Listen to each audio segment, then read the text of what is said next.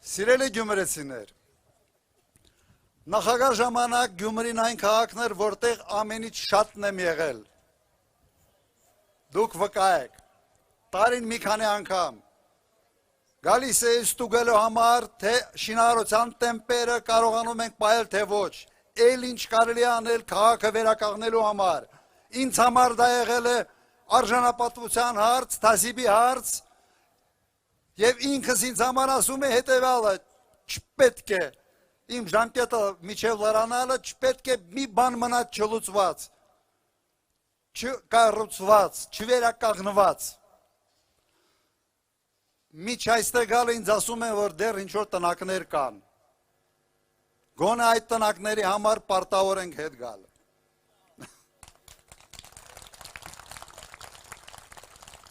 Կարող եմ ասել մի բան, ձեզ հանգիստ չեմ թողնելու,